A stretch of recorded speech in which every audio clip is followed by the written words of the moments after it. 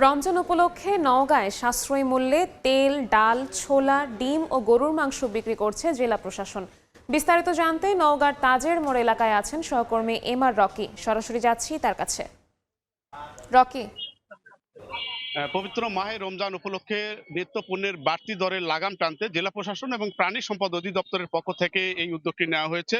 এবং এই উদ্যোগে আমরা দেখছিলাম প্রথম পর্যায়ে ডিম, ছোলা এবং দুধ দেওয়া হচ্ছে, সে সাথে গরুর মাংস রয়েছে। এবং এই পণ্যগুলো কিন্তু বাজারে যে দর তার থেকে 10 থেকে 15 বা প্রকার ভেদে 30 টাকা পর্যন্ত গরুর মাংস কমে এখানে কিন্তু সরবরাহ করছেন। তো জেলা প্রশাসনের পক্ষ থেকে মূল বিষয়টি জানানো হয়েছে যে তারা বাজারে যেহেতু অতিরিক্ত দরের অনেক সময় নিম্ন আয়ের মানুষের এই পুষ্টিকর খাবারগুলো সংগ্রহ করতে বেশ কষ্টসাধ্য হয়ে দাঁড়িয়েছে, সেক্ষেত্রে কিন্তু এই ভোক্তাদের কাছে এই ভোগ্য পণ্যগুলো সরবরাহ করছেন জেলা প্রাণী সম্পদ এবং জেলা প্রশাসনের পক্ষ থেকে এই পণ্যগুলো দেওয়া হচ্ছে।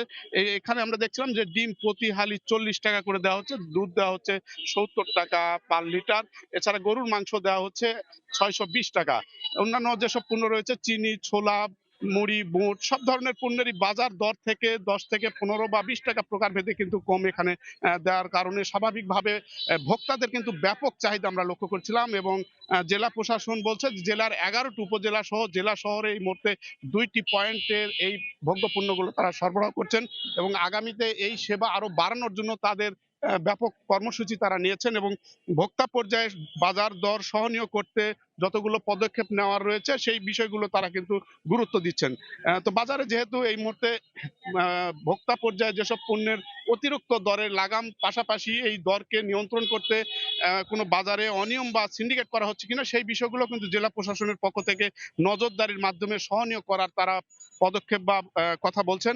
তবে জেলায় এই মুহূর্তে আমরা দেখছিলাম রোজার প্রথম দিকে এই কার্যক্রমে সাধারণ মানুষের কিন্তু ব্যাপক সাড়া রয়েছে এবং এই সাড়াকে লক্ষ্য রেখে কিন্তু আরো ব্যাপক পরিসরে এই সেবা বাড়ানোর কথা তারা বলছেন। জেলা প্রশাসনের পক্ষ থেকে এই কার্যক্রমে ব্যাপক সাধুবাদও জানিয়েছে ভোক্তা পর্যায়ে এবং ভোক্তাদের কাছে আগামীতে সেবাটা আরো বাড়ানোর কথা তারাও জানিয়েছেন। এই ছিল নওগাঁয় ভোক্তা পর্যায়ে নিত্য পণ্যের সরবরাহের খবর আমার কাছে। সরাসরি যুক্ত ছিলাম নওগাঁর তাজের মোড় এলাকায়।